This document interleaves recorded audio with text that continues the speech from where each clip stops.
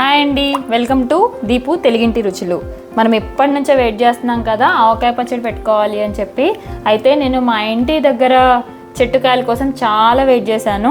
కాకపోతే అవి ఇంకా పెద్దగా కాలేదు. ఇంకా చేసేది లేక ఆర్డర్స్ అన్నీ ఇప్పటికే నా కోసం చాలా వెయిట్ చేశారు. డిలే చేయకూడదని చెప్పి మా ఫ్రెండ్ వాళ్ళ తోటలో నుంచి కాయలు తెప్పించానండి. చూడండి ఎంత క్యూట్గా బాగున్నాయో. యాక్చువల్గా మామిడికాయకి మరీ పెద్దగా ఉండకూడదు, ఈ సైజులో ఉండి ముదురు రంగులో ఉన్నదానికి ఈ టెంక లోపల గట్టిగా ఉంటుంది.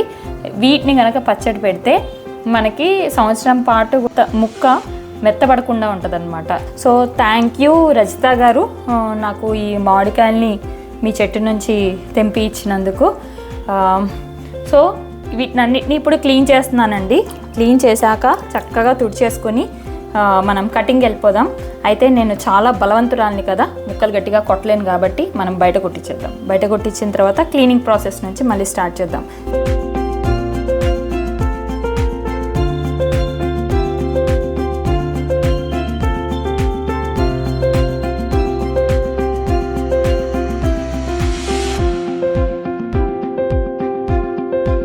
ముక్కలు కొట్టించేసుకున్నాం కదా.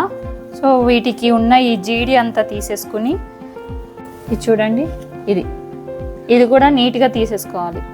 ఇది ఉంటే పచ్చడి చేదు వస్తుంది. సో ఇది తీసేయాలన్నమాట. తీసుకొని చూసారా టెంక్ ఎంత గట్టిగా ఉందో.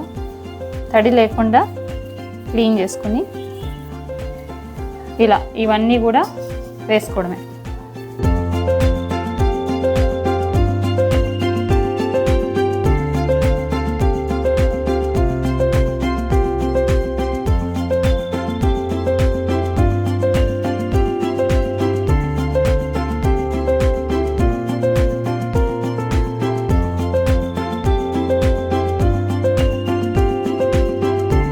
ఇలా జార్లోకి మొత్తం తీసేసుకున్నానండి.